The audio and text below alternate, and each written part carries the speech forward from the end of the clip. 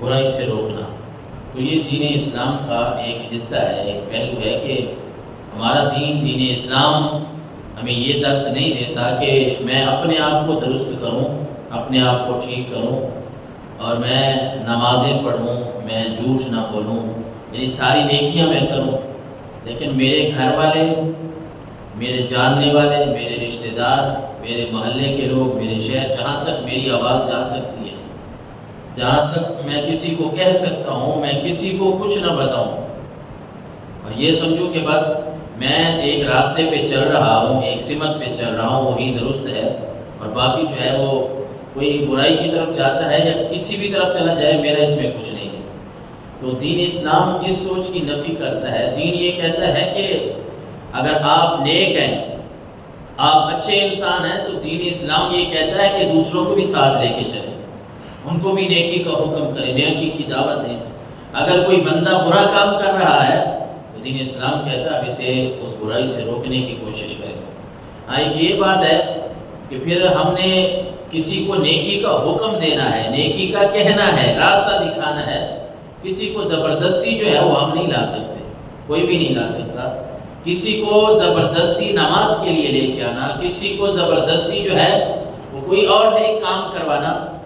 یہ دین اسلام کا مزاج ہے۔ اللہ کے نبی صلی اللہ علیہ وسلم کو اللہ تبارک و تعالیٰ نے فرمایا ان الذین کفروا سواء علیہم انذرتہم ام لم تنذرہم لا یؤمنون۔ اے نبی، یہ کافروں کو، یہ آیت کا خلاصہ میں بتا رہا ہوں، اے نبی یہ کافر لوگ جو ہیں نا، ان کو آپ جتنا مرضی ہے ڈرائیں، آپ کا ڈرانا یا نہ ڈرانا ان کے لیے برابر ہے۔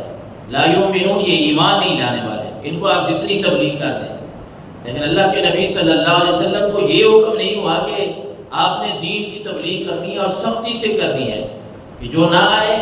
دین اسلام کی طرف اس کے اوپر یہ سختی کرنی ہے۔ یہ اس طرح کی کوئی بات قرآن مجید فرقان حمید میں نہیں ہے،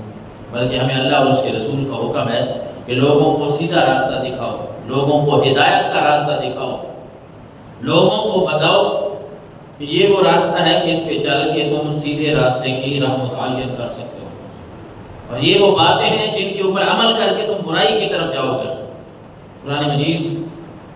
فرقان حمید میں ایک جگہ پہ نہیں، کئی مقامات پہ اللہ تبارک و تعالیٰ نے یہ باتیں بیان فرمائی۔ ایک دفعہ حضرت ابوبکر صدیق رضی اللہ تعالیٰ عنہ آپ نے ایک خطبہ ارشاد فرمایا،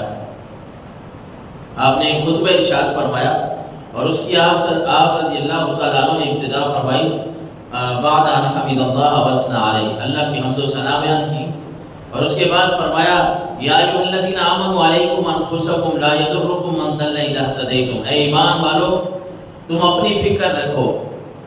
تم اپنی فکر رکھو، جو گمراہ ہوا وہ تمہارا کچھ نہیں بگاڑ سکے گا جبکہ تم ہدایت پر ہو۔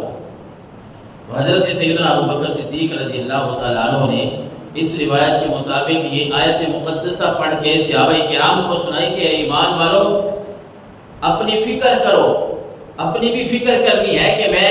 کیسے کام کر رہا ہوں، کہیں کوئی اللہ اور اس کے رسول کی نافرمانی والا کام تو نہیں کر رہا، میری زبان سے کوئی ایسا جملہ تو نہیں نکلتا جس سے اللہ اور اس کے رسول ناراض ہوں، یا میں کوئی ایسے افعال تو نہیں کر رہا جس سے اللہ اور اس کے رسول کی ناراضگی مول لے لوں۔ لا یضرکم من ضل اذا اہتدیتم، حضرت سیدنا ابوبکر نے یہ آیت پڑھ کے سنے کہ ایمان والو جب تم سیدھے راستے پہ ہو نا تو تمہیں پھر کوئی اس راستے سے ہٹا نہیں سکتا، تم اسی راستے پہ رہو گے، لوگوں کو بھی سیدھا راستہ دکھاؤ اور خود بھی سیدھے راستے پہ ڈٹ جاؤ۔ اور ایک صحابی کہتے ہیں وَإِنَّا سَمِعْنَا النبی صلی اللہ علیہ وسلم یقول إِنَّ النَّاسَ إِذَا رَأَوْا ظَالِمًا فَلَمْ يَأْخُذُوا عَلَى يَدَيْهِ أَوْشَكَ أَن يُعَمَّهُمُ اللَّهُ بِعِقَابٍ أَوْ كَمَا قَالَ صلی اللہ علیہ وسلم۔ صحابہ کہتے ہیں کہ ہم نے تاجدار کائنات صلی اللہ علیہ وسلم سے سنا، آپ نے فرمایا کہ جب تم کسی ظالم کا ظلم دیکھو اور اس کو اگر تم ہاتھوں سے روکتے نہیں ہو، اس برائی کو، اس ظالم کو جو مظلوم کے اوپر ظلم کر رہا ہے تم روکنے کی کوشش نہیں کرتے، اوشک ان یعمہم اللہ بعقاب، اللہ کے نبی نے فرمایا پھر انتظار کرو، ہو سکتا ہے اللہ تمہارے اوپر عذاب نازل فرما دے، یعنی برائی سے